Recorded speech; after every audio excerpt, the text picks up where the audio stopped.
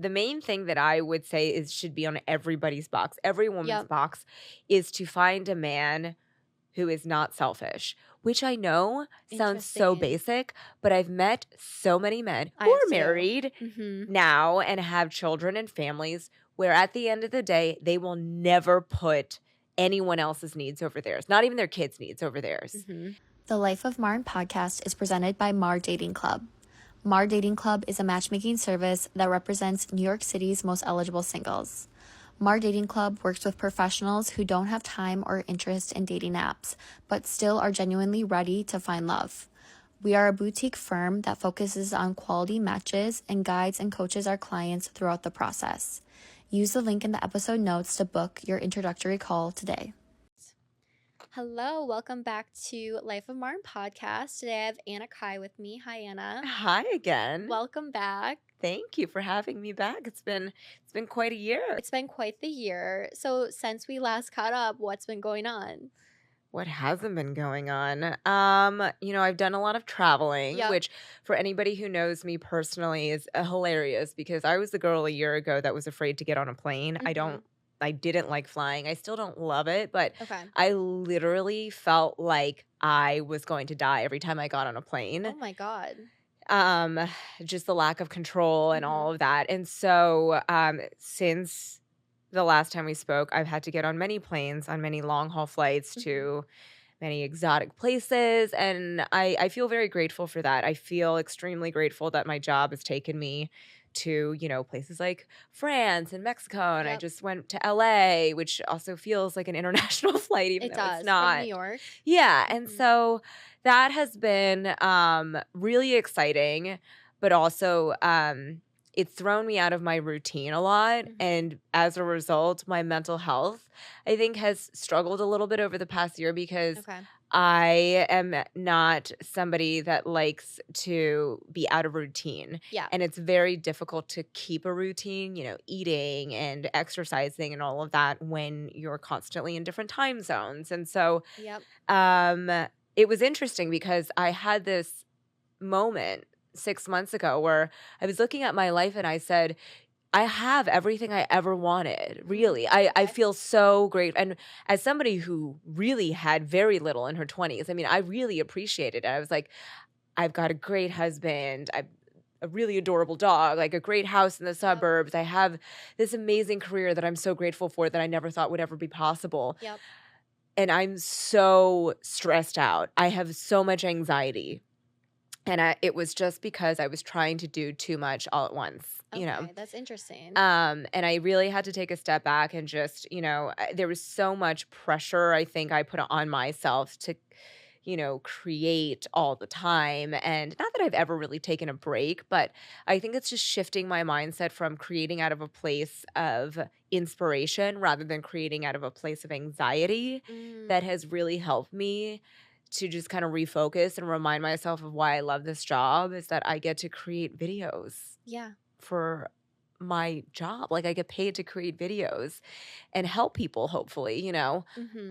I would love to be altruistic and say that, my intent in starting social media was to help people. It really wasn't. I was just trying to figure out what the hell I was doing with my life. And I'm Yep. so glad that that's a component of it now. Yeah. It's a byproduct. Yeah, Yep. it's like very, very rewarding Okay. because I think now, especially now that I've been doing it for, it'll be 2 years in September officially, when the newness of the job fades away, what makes this job really rewarding is that it feels like I'm putting some good into the world Yeah. where You are. I never felt like that before with any other job I Mhm. had. And so I hope to continue doing that. I'm not Mother Teresa. I don't want to get on my high horse being like I'm saving the world. I'm not. I'm making Right. videos and I'm giving, really unsolicited advice. But it's been a wild ride the last year and I'm grateful for every second of it, even the anxiety, because I realized also that, I went back to therapy. Mhm. I hadn't been in therapy for 6 years and I actually stopped going to therapy Okay. because I did it for a couple months and I realized that it just felt like I wasn't really getting where I needed to be. Yeah. And so what I ended up doing was I started to try medication really for the first time. I Oh had wow. tried it before a couple years ago and really didn't Mhm. experiment enough. And so now I'm on Zoloft, and that has Love it. honestly changed my life. Wow. And I talk about it way too much.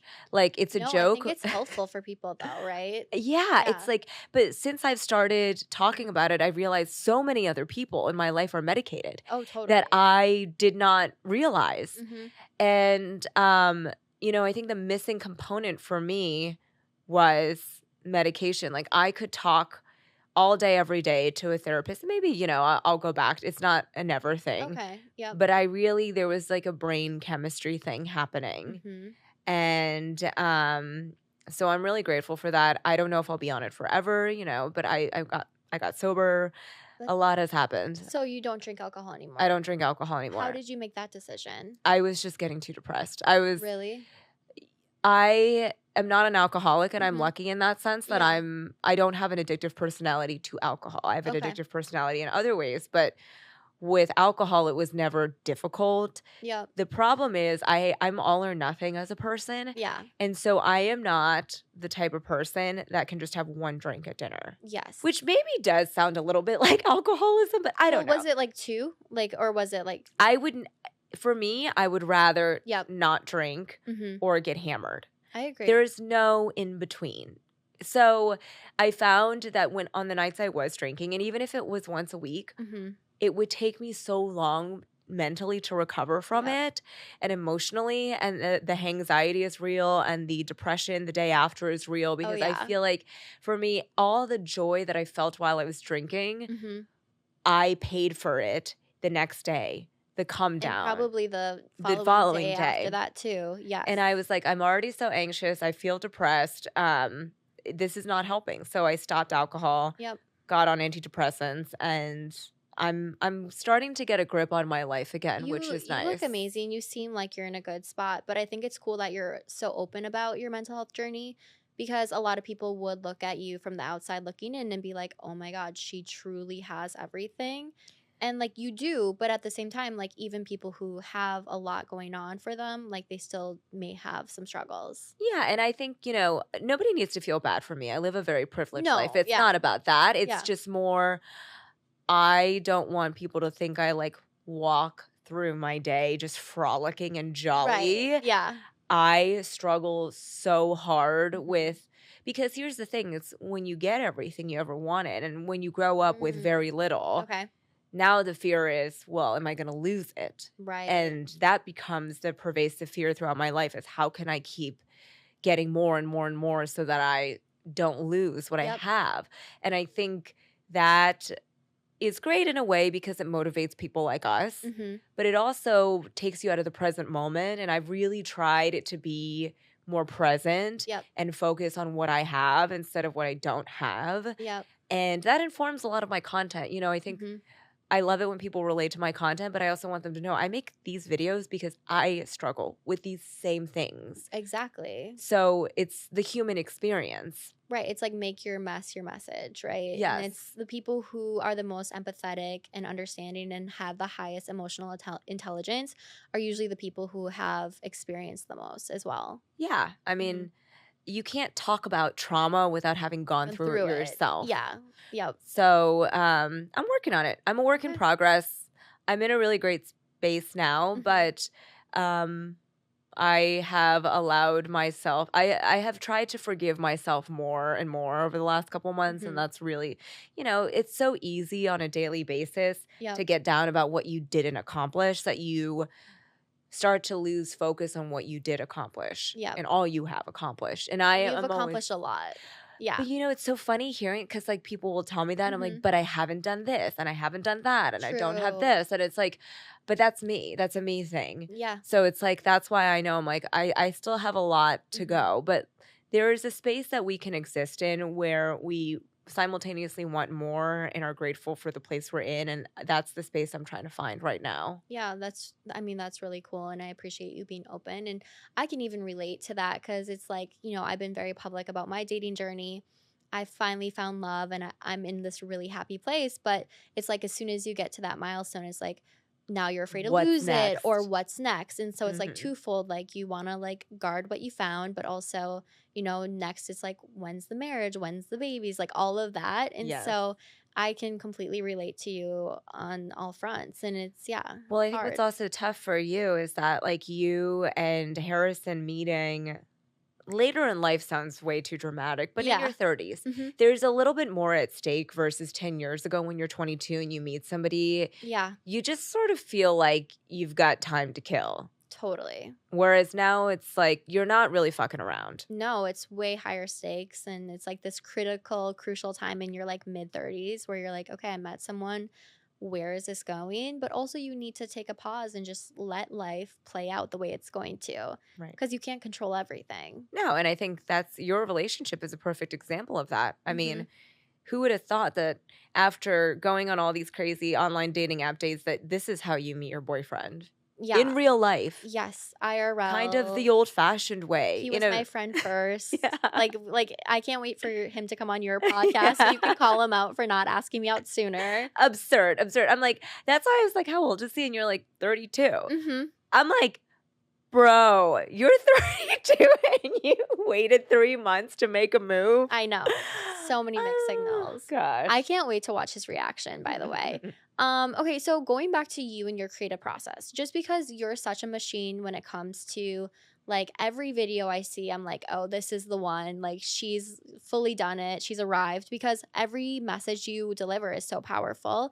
And then the next day you upload another video and it like kills again. So what is your creative process and where do you draw your inspiration from? I wish I said I had an organized process, but I Okay. think that's the beauty of creativity is the chaos and making Yep. some sense out of it. I have a notes app in my phone of just random thoughts that Okay. spark an idea for me for a video. Hmm. And mostly where my videos come from are my life. Okay. And sometimes I'll make a video about just an idea that reminded me of something in the past. So, like, Hmm. I'm not dating right now, obviously, because I'm very married, but somebody will, a douchey guy will say something to me and it'll remind me of like a dating experience I Okay. had.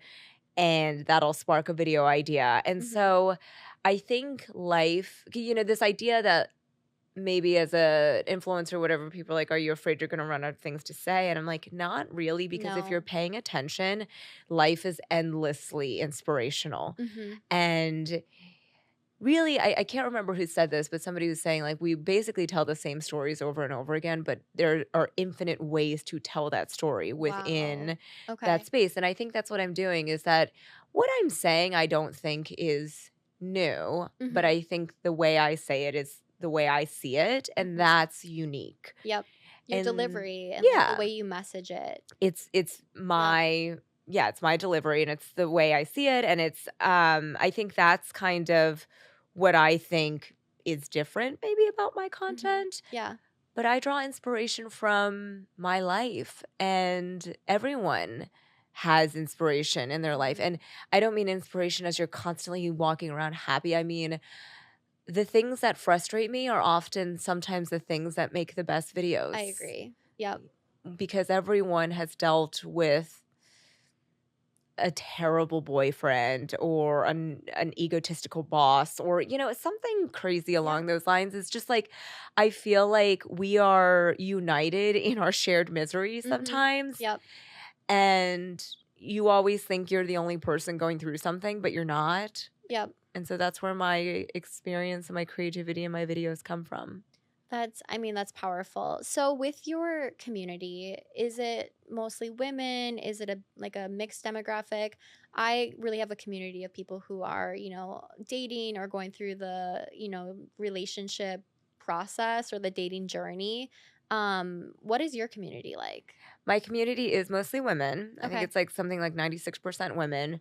Um, and I want to say it's mostly single women, but I actually have Hmm. no idea how to Yeah. verify that. And I also have a lot of women who message me who are like, I'm married, happily married. My Hmm. guy is great, but I relate to you because I have dated so many Chads before. Totally. So I can't comment on the relationship status. Obviously, I think the algorithm makes people find me when they're going through something because I'm Yes. usually talking about overcoming. Mm. Um, But it is a community, I would say, of strong-minded women and feminists, I like to think, and Mhm. feminists are not always women. I do have a subsect Totally. of a small minority of men who follow me, um, and I think within that, most of them are gay men. So I think I Okay. don't have that many straight men following me that Yeah. are They not could use your videos though, the straight men.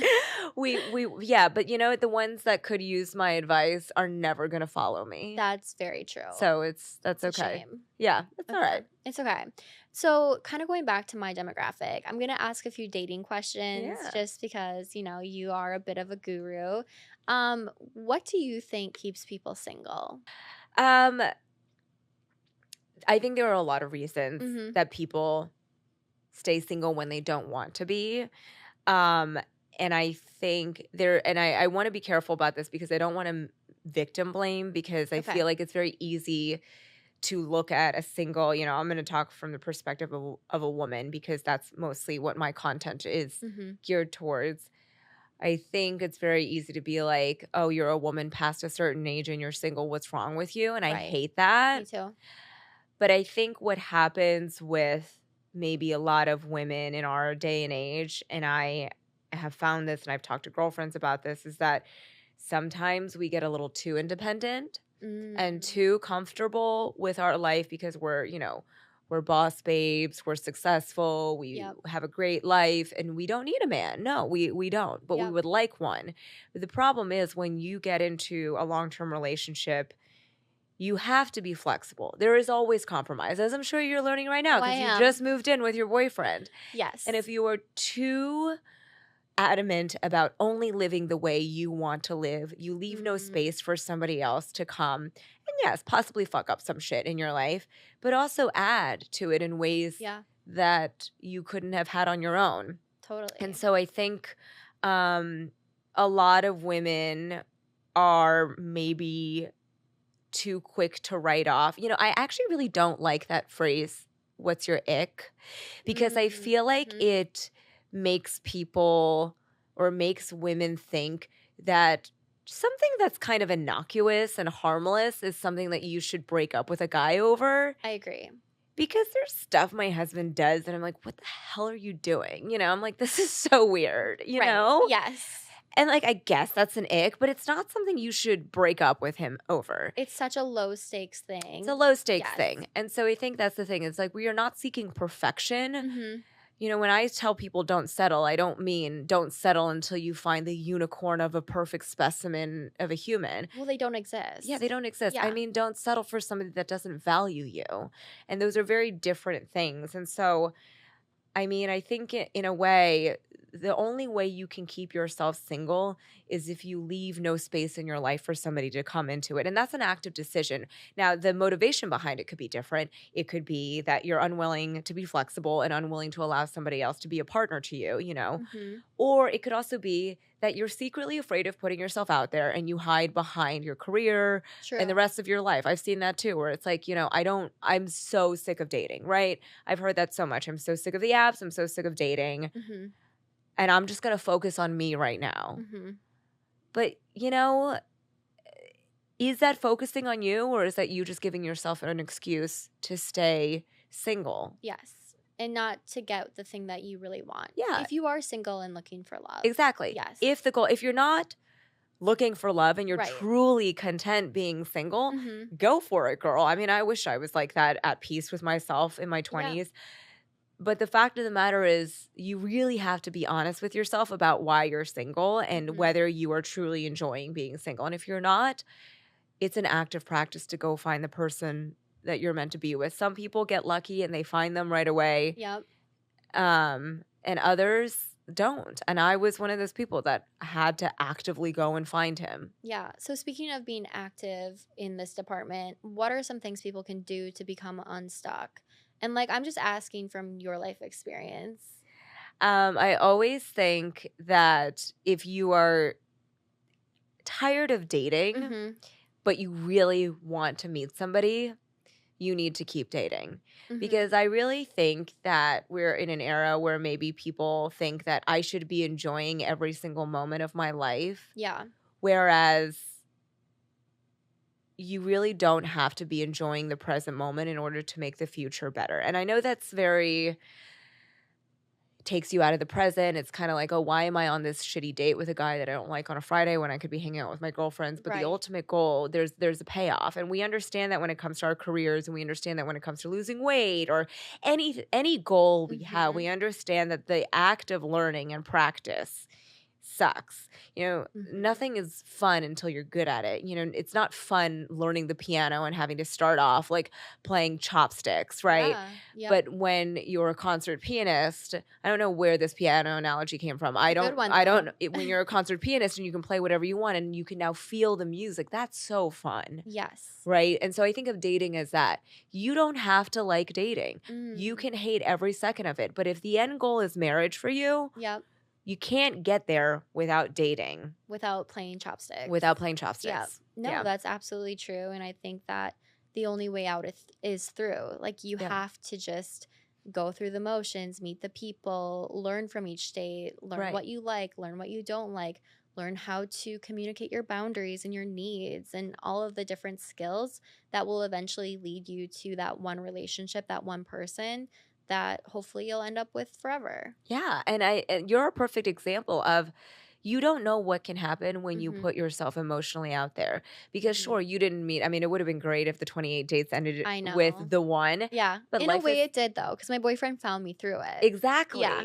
And that's if you had not done that, Harrison would have never known who you were. No, he would have never reached out to me. And I wouldn't have known who he was either. Right. Like, I found, like, when he reached out to me, that was like the second time I had heard of him. Right. Yeah.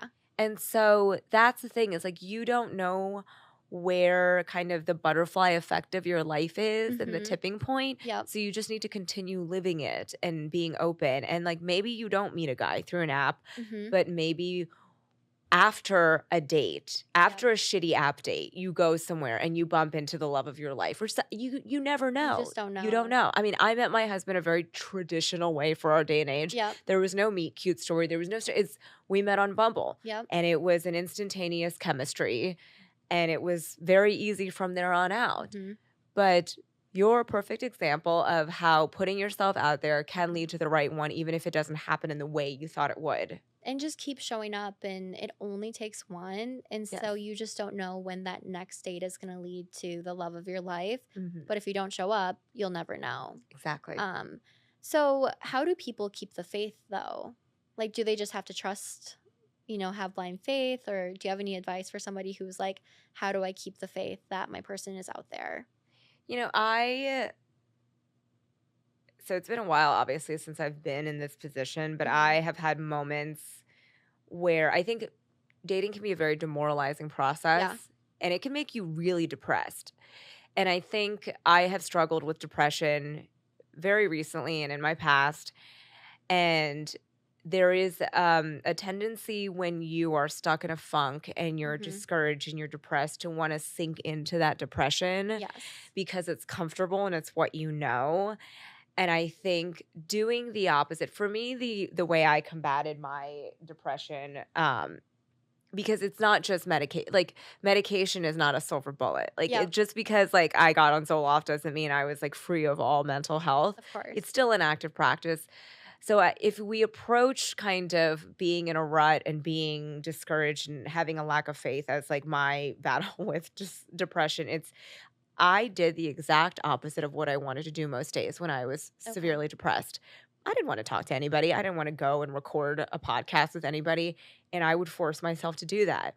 It's also when you get other people involved in your life, when you are in a funk and you have a lack of faith and you don't want to date, all you want to do is retreat from society. And that just further reinforces how you're feeling. You need to go out into the world and have a distraction. Surround yourself with people. Go out and date, even if it's not a great date. The act alone kind of, I think, changes your brain chemistry a little, and it forces you to realize that there is a world outside of this thing in your head. And I think that's what happens when people say, I'm going to take a break from dating, and I'm going to just, be alone for a while. Yeah, I think you should really learn how to be alone. But, at some point it becomes a crutch and an excuse and you get too comfortable being alone. So if you're having a hard time keeping the faith, um, and you're just really not in a place where you want to go out and meet people, sometimes what you got to do is the opposite of what you want to do. Yeah. And just again, like it's almost like trust the process. And I truly believe like the compound effect is so real. When you keep doing repeated behaviors, it will add up and there's going to be a tipping point Right. and it's coming. And it could be the next date you go on, or it could be the next, like it could be the 12th date you go on. But again, you just have to put in the action steps. Yeah, and you don't know what you could discover through the act of putting yourself out there. I hate that phrase, "it'll happen when you least expect it," because, oh my Yeah. God, when people would tell me that in my 20s, I would be like, I fucking want to kill you I because, wanted to kill a lot of people. yeah, I'm like, there's never a time when I'm like not expecting it. I'm always trying to look for the love of my life, Yeah. But I think the thing is like I could not have the life I have now if I had married my college sweetheart. Mm-hmm. And that's what life was trying to teach me. Yes. And so I'm really grateful for that because I also wouldn't have the career I have now. And I love my job. Yep. I couldn't talk about all my failures in dating and with men and, You'd have no content. I'd have no content, Yeah. I'm like, so I learned so much about the human experience through not finding my boyfriend at 21 or my person at 22 or any of those ages. At every stage of life, I was ready to meet my husband. Yes. Same. And I never found him until way later, at a point where I just finally had figured out to an extent who I was at that point. I mean, I think the process of finding yourself is ongoing forever. Yeah. And I look back at who I was 6 years ago when I first met my husband. I'm like, wow, I'm such a different person now. Yep.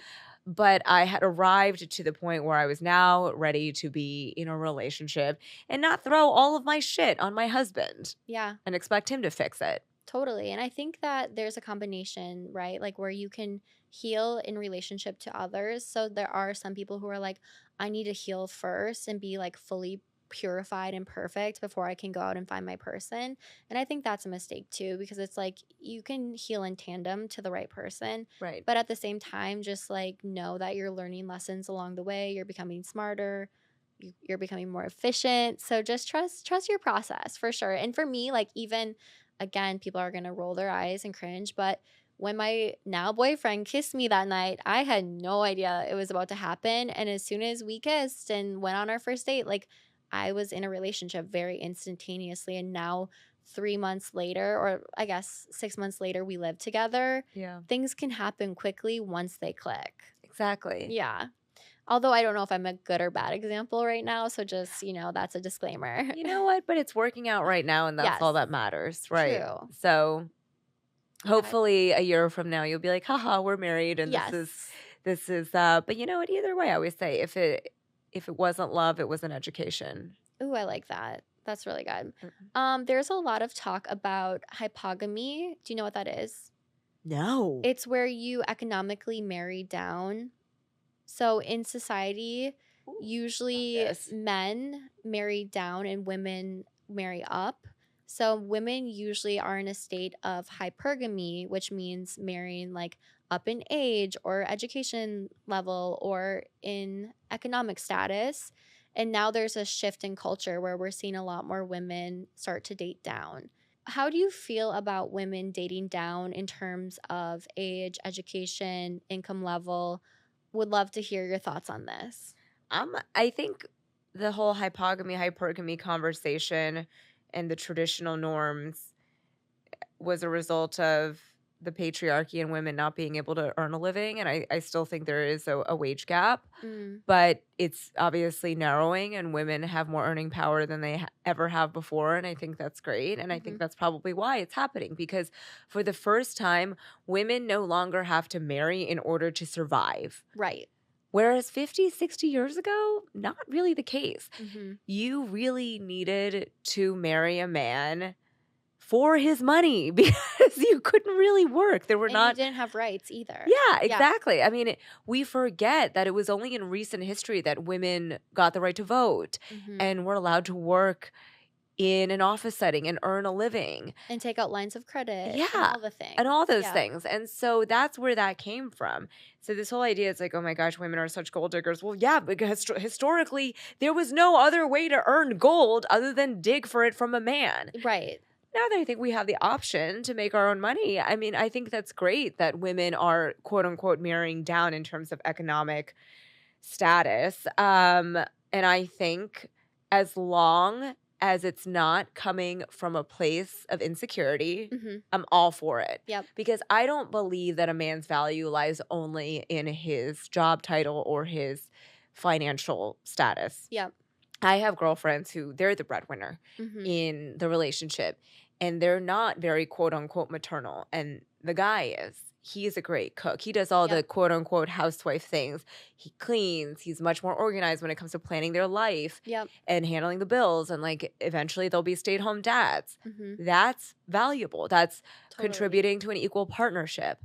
What I don't like is when I see women who are total badasses in their careers, in their lives, and they haven't done enough work on themselves to realize that they are only dating the men they're dating because they know those men will never leave them. Yes. And I agree. think there's a difference there. Yep. So you have to be really honest with yourself about why you're dating down, quote unquote. Right. And if you're quote unquote dating down economically, okay, what are the other characteristics that he is bringing to the table? Because if you are the breadwinner, but then you're also the homemaker and you're doing everything and he's just sitting on the couch doing nothing, Yeah. then that's a problem. It's to not a me. partnership It's at not that a point. partnership. You are trading partnership for companionship. Yes. And those are not the same things. Mm-hmm. And I think that's why women get into a lot of unhealthy relationships and stay for longer than they should, because they think companionship is partnership and what you need is an equal partner.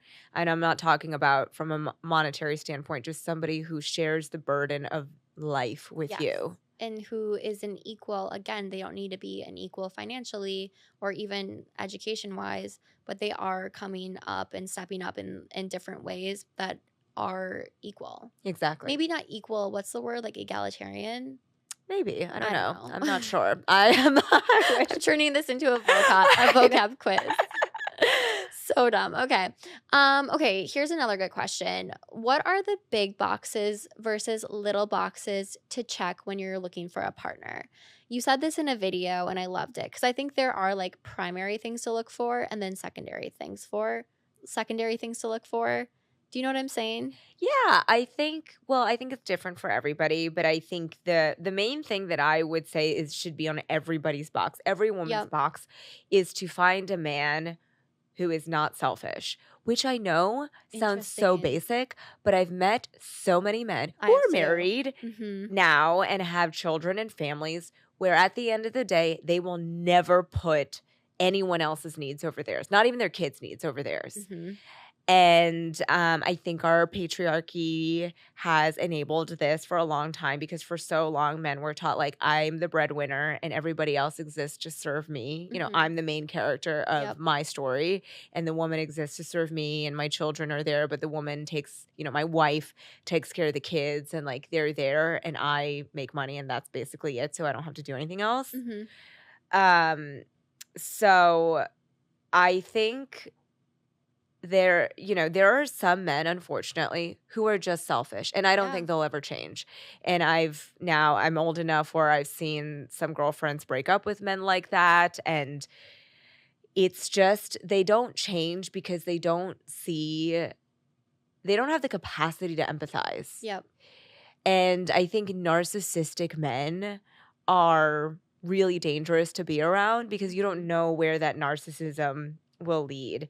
So a perfect example is like I remember I dated a guy who told me at one point we were out on a Friday night and he was really drunk. And, when you're drunk, the truth comes out. Always. We're sitting in a very crowded bar in New York City in the middle of Manhattan. And he's like, I know I'm the smartest person in this room right now. And I don't think I've, had a fair opportunity in life. He didn't think he was as successful as he should be. And I was just so taken aback by that comment because I Yep. was like, how do you know you're the smartest person in this room? How? I constantly feel like I'm the dumbest person in the room. You Yeah. never know. I want You to be don't, in the rooms where I feel dumb, because yeah. then that means you're surrounded by great people. Yeah. Yeah. But also, if you have the audacity or the Yeah. mandacity to Yes. say that, you really think you are the end all be all, Mhm. God's Mhm. gift to man. And I think that's, I also watch a lot of true crime. Ooh. And I feel like the commonality between all these serial killers or these men who murder their wives, instead of divorcing them because they were like, oh, this will be easier to kill you so that I don't have to pay alimony and share custody of the kids than Mhm. to just divorce you.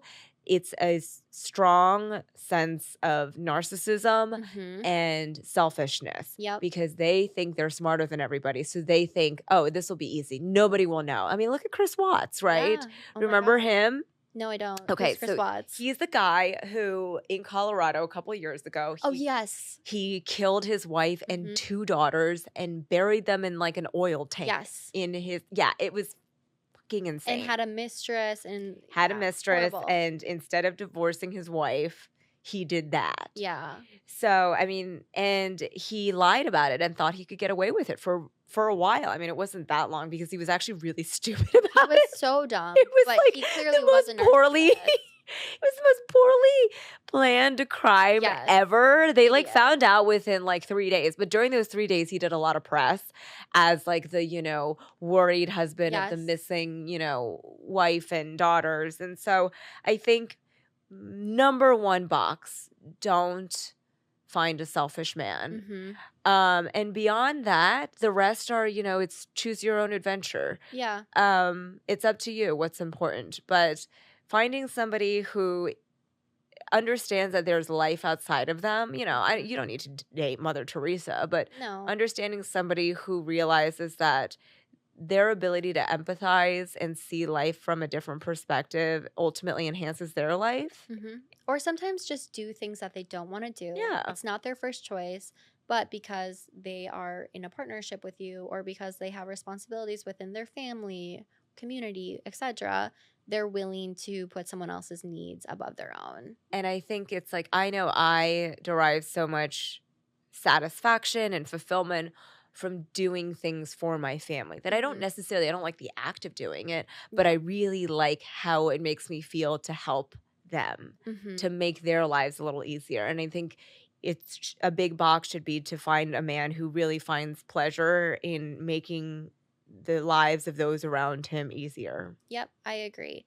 How do you negotiate with the smaller boxes? Because I think some people self sabotage by being like, I have this vision of who I'm going to end up with. And like, if it doesn't match their vision, they don't want it. How do you help people negotiate with some of the lower stakes things that isn't selfishness, loyalty, kindness? What are can you give an example of what are some of the smaller boxes you can So, think of? like I would say a height is a small box to me. I think after a certain level of income, why do you need the person who makes $500,000 versus 250K versus 150K? Like, I think, like, yes, like, I think income matters to an extent, but I think some people over fixate on it. So I would say that's a small box. I think like a certain level of charisma, like appearance-based stuff. I think those can be smaller boxes.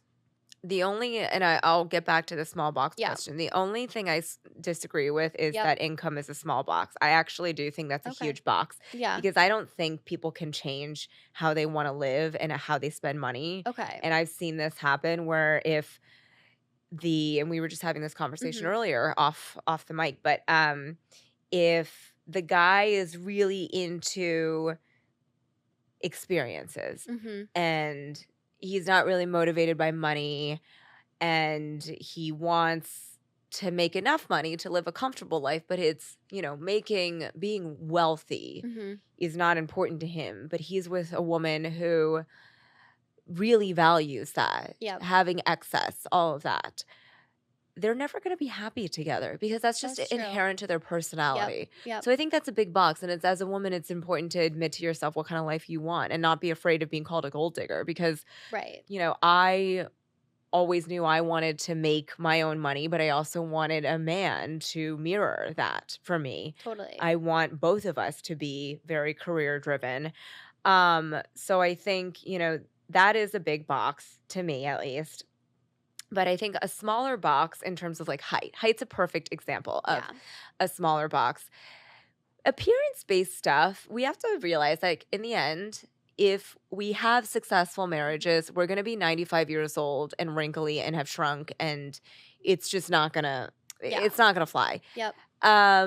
So if you're attracted to him, if you're not attracted to him, don't force it because there's Yes. no way Don't to date force that it. guy. But if you're attracted to him, but you're like, "Oh, you know what? I'm really attracted to this guy. We have great chemistry, physical and emotional, but he's 5'8", 5'9". Mm. I don't know. I just saw myself with a taller guy. Get over it, girl. Yeah. Right? Because what if you find the taller man, but he doesn't have nearly everything else Yeah. that the short king offered you? Totally. And I Right. think you have to negotiate a little bit, right? Like I think there's a push and a pull. And I think that, maybe you want somebody who's really, really financially established. Like you see yourself going to Italy in a private jet every summer. Amazing. I love that for you. But then maybe you're, negotiating with some other things. Maybe he's not the most attractive guy you've ever seen. Yeah. Or like, you know what I mean? I think Everything is sort of a compromise. And I'm Yeah. not saying compromise in terms of like how he makes you feel, but no one's perfect. And I think a negotiation is a good way of putting it because I also think everything comes at a cost. And I've realized that as I've gotten older that basically I think about the life my husband and I live and it comes at a cost. We live a very privileged life. We make enough money to kind of do whatever we want to do. And Yep. we're very lucky to be able to do that. But we don't go on vacations, really. We Okay. really don't. Yep. We don't have hobbies. We don't watch TV we don't spend time together other than an hour on the weekdays at dinner. We don't do anything on the weekdays socially unless it's like a social work thing. Okay. And so people don't necessarily see that, all the sacrifice, but it doesn't feel so much like a sacrifice because we both love what we do and we Yep. love catching up and we love being together on the weekends. Mm-hmm. But it would be difficult for us to be with other people that really needed a space outside of their career, like really needed a hobby or really needed to travel, really, Yep. because I don't understand that personally. For me, I don't understand a hobby over a career. I don't understand loving something more than what I do for work. Yeah. Like that's really important. But other people don't feel like that. Totally. They're like, my work is my work. It's fine. I'm lucky that I don't hate my job most days, but I love my hobbies. Right. Totally. And I think that's such a real point in that when you're looking at lifestyle, you're not only looking at it from like a monetary standpoint, you're also looking at like what does our time look like? Because if you're somebody where you want a lot of quality time with your partner, okay, maybe find someone in tech because they have a lot of time and money usually. But Is that like, true? yeah. Oh, I didn't A know lot of that. tech guys are like they're maybe a little nerdy though. Okay. But again, there's always a negotiation Right. here, right? And Exactly. so it's like if you don't care about spending a lot of quality time and you just want a lot of money, but like that hour that you have dinner is like, it's compact, but it's a great hour and you're busy, he's busy. Great. But you just really have to look at the full picture, I think. Yeah. And Yeah. I think that's the thing is that like you can't always be focused on what you don't have. You have to, and that's why I think the boxes and the small versus the big boxes is a good way of putting it because you've got to have your big boxes. Those are your non-negotiables. Yep. And the small boxes, you got to let it go because You if can you play want, with. yeah, you can play with. If you want one thing, you usually have to give up another thing. That's just how life works. Yeah. Unfortunately. Okay. So how long have you been married? It'll be 2 years in September. Okay. And how did you choose your husband? Oh, that's an interesting question. How did I choose know. him? You know what? I feel like life chose us at that moment to be together. He was ready, I was ready, and always think if you have to think about it too much, it's not the right person. From the moment I met him, I don't believe in love at first sight, but I Mhm. believe in comfort at first sight. Ooh, I like that. And I was very comfortable with him. I was like, I don't know why. I just feel like I know you, Mhm. even though we just met. And we Yep. met on a dating app. And um, so it was really, I remember thinking on our second date, I was like, oh, this would be so funny if we got married, because our second date, we went to, gosh, what's that bar called?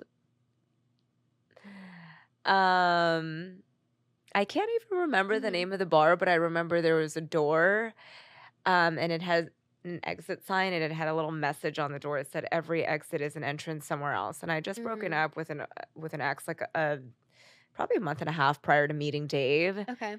And I was like, I wonder if this date is my entrance to somewhere else. That's a cool little story. Yeah, and I Yeah. remember thinking that, and I was like, I just feel like this could be, and I took a photo of It's a that little door. premonition. Yeah, Yeah. and you feel it, and I think Mhm.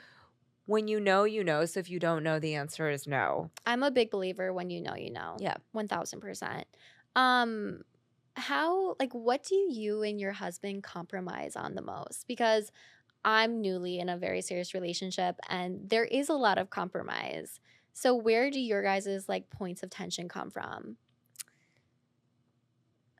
I have to think about that. But it's not that we don't have tension, it's just that, I've been with him even though I've only been married for less than 2 years, I've been with him Mhm. for 6 years, so now it feels like we've sort of morphed into this one person. Yeah.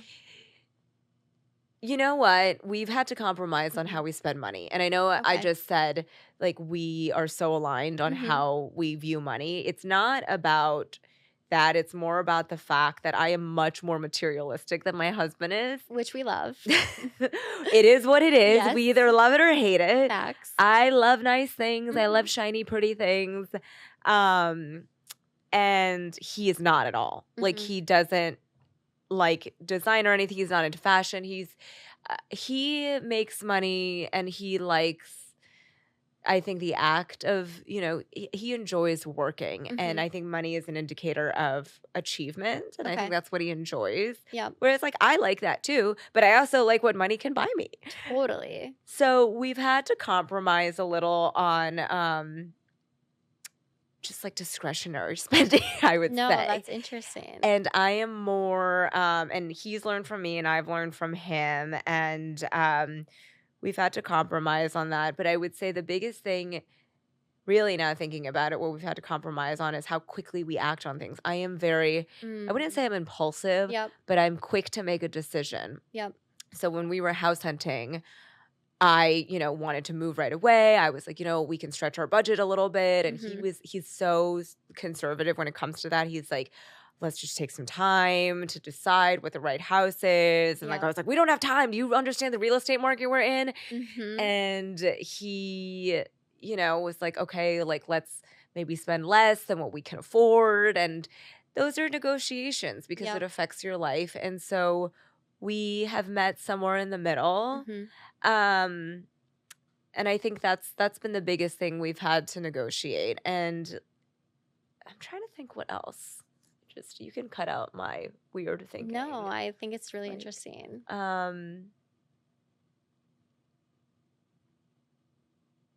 that's probably it. Okay. Yeah. No, thank you for sharing. So, one of my biggest fears, because I've been in many serious relationships, not many, but like at least two or three longer ones, is coming out of the honeymoon phase. Do you remember when you came out of the honeymoon phase and like how do you transition into a more just like normal relationship? I don't, because it wasn't like all of a It sudden I'm wasn't. not. Okay, No, thank it God. wasn't. Don't This worry, is you're so fine. selfish. I'm like I asking for love it. myself. No, Yeah. no, but I love this question. Yeah. I don't remember Hmm. because it wasn't a transition. It was just a settling. The dust settled. Okay. And we had a few. I think what really shocked us into reality was we had a few health issues and family issues Hmm. that just sort of, made things very real for us. Yep.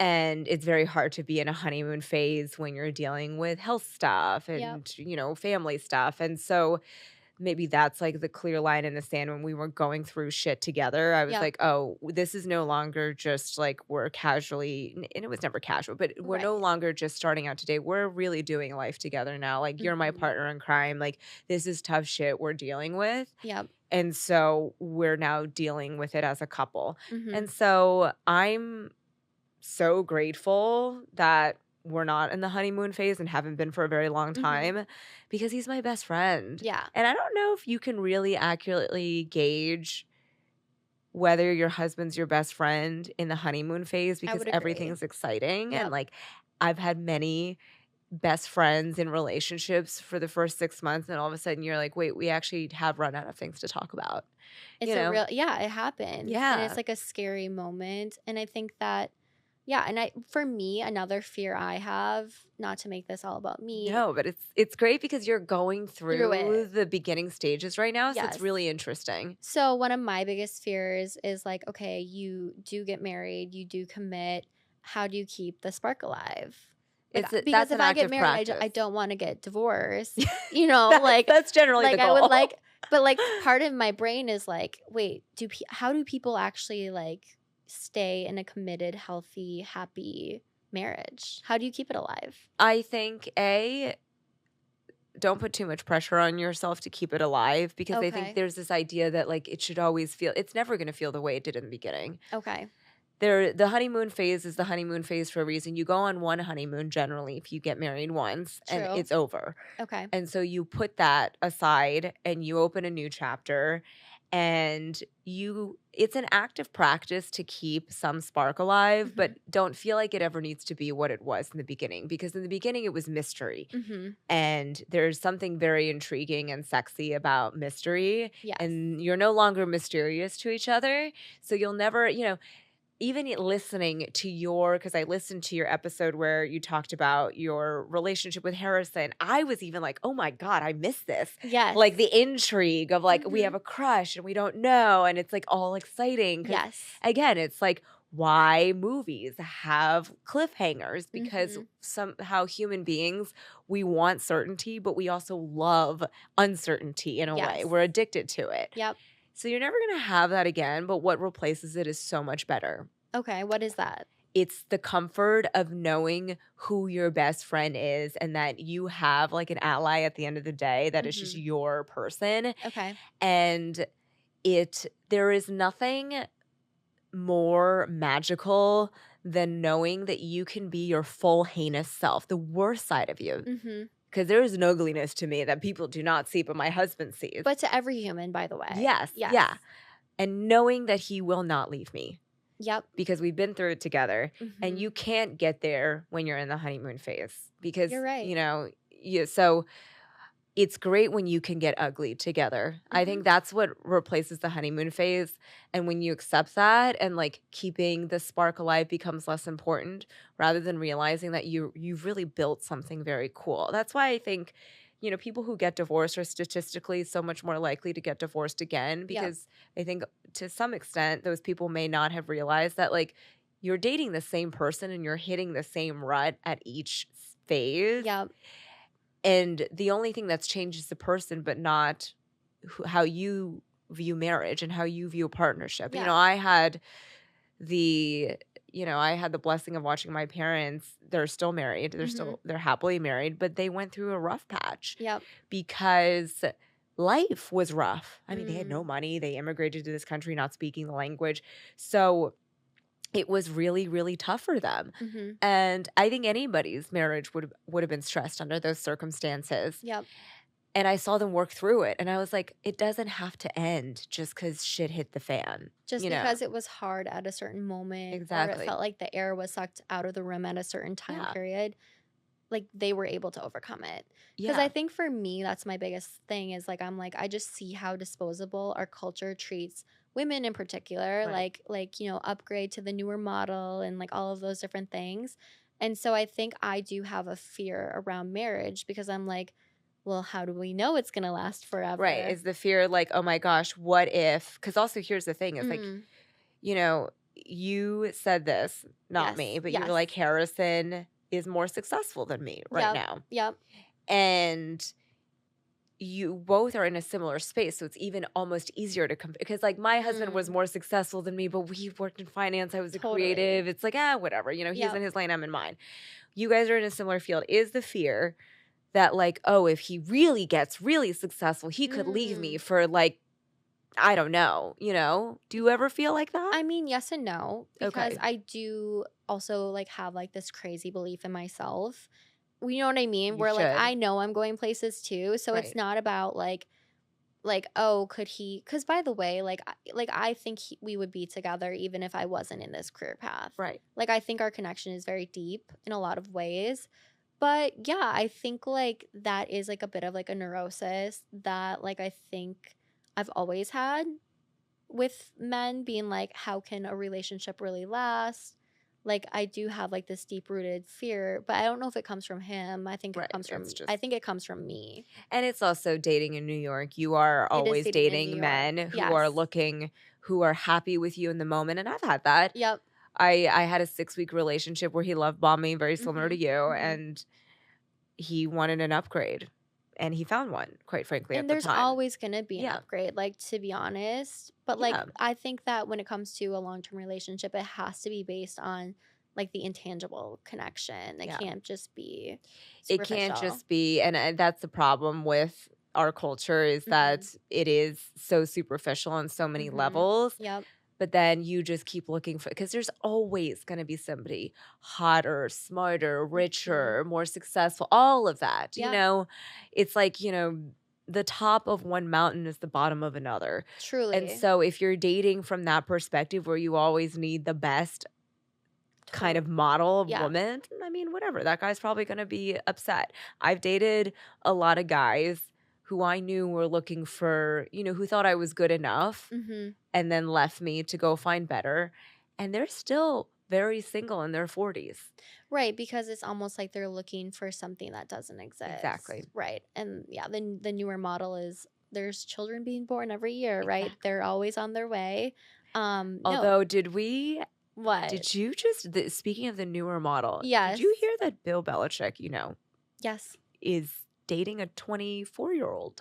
Yeah, and like I just think that's disgusting. I think age is just a number up until a certain point. Yes. There's a 48-year difference between 48. Like let me go puke. I have a smaller gap between my parent. My dad was 29 when he had me. Yes. I can't. I have It's honestly kill me. it's so problematic, but also like you look at that and that is one way of thinking. To me, it's like a very basic way of thinking, like the way Bill probably selects people. Right. But then you look at a lot of people who are like rich, wealthy, successful, and like we'll use Jeff Bezos as an example. A lot of people date people their same age. Like they Right. find peers. Maybe they're not on their first marriage, maybe it's the Right. second or third, whatever. But like I think that there's always going to be demand for beautiful women at any age. Mhm. And so I think that's also a lie that women are sold like you age out of the dating market. You never age out of the dating No, market. exactly. You're Like always young to somebody you're else. always young to somebody else Right. and there's always somebody who's has their shit together who will want you. Exactly. And so yeah, like I'm dating an eligible guy, but he's also dating an eligible girl. Exactly. And I think it's also knowing your value independent of the man you're with. And it's also Totally. realizing that you can feel valuable, but you don't have to feel more valuable than your boyfriend in order to feel valuable. I feel like Totally. sometimes there's this thing where it's like, I have to feel like I'm better than you don't have to be better. You just have to feel good about yourself. Probably a hot take. Yeah. I do feel like the man should love the woman a little bit more than I the woman kinda do loves the man. too. Yeah. And I don't this is my completely uneducated opinion. Yep. But from experience, what I've discovered is that if a man feels like he can do better, he will typically go and find better. I agree. Whereas women are not quite the same. They may know like I could do better in terms of like, the stuff that doesn't really matter, but I love this person so much because I see the good in them. Yep. So it's not that I don't feel like I'm settling. I just, whereas I think men are much more first of all, I think they're much more visually oriented yeah. than women. 1000%. And so I feel like the man has to feel like He caught a good one. he got a good one and he Yeah. can't let this go. That's why I remember Harrison saying on your podcast, he was like, I didn't go for you at first because I felt like you were out of my league. Mhm. And I was like, oh, that's good. No, I thought it was good too. I actually had the author of the rules reach out to me, and she was like, Oh.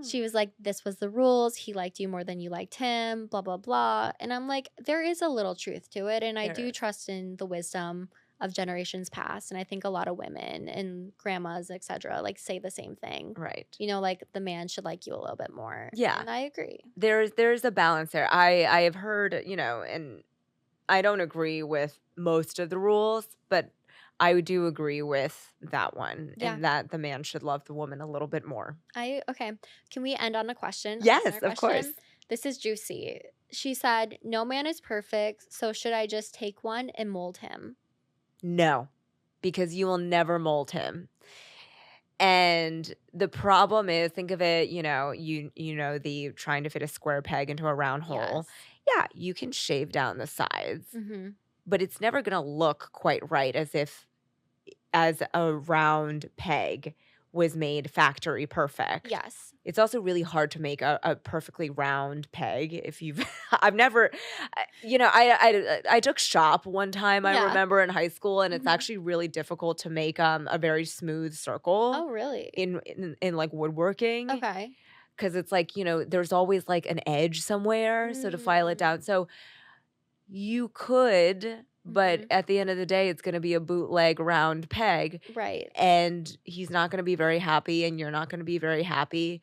No man is perfect, but somebody is perfect for you. Mm-hmm. And that's what you need to remember. I agree, by the way. Like, no one really changes. I think people can change in small ways, and they can learn to like communicate better, etc. But you can't change the core of somebody. Yeah. So I don't think you should go into a relationship with the ideology of I'm gonna mold this person. Right. It's also doing a disservice to them. You're saying they're not good enough as they are, so I need them to be better. And we're all good enough as we are. Mm-hmm. And the only people that can truly change us is ourselves. Yeah, I agree. Well, it's always such an honor to have you on. Where Thanks can so people much. find you? You can find me at Maybe Both on Instagram. It's Maybe Both on TikTok. And yeah, that's where you can find me. Okay, perfect. Please rate, review, and subscribe. Thank you again for coming, Anna. Thanks so much for having me. Okay, bye.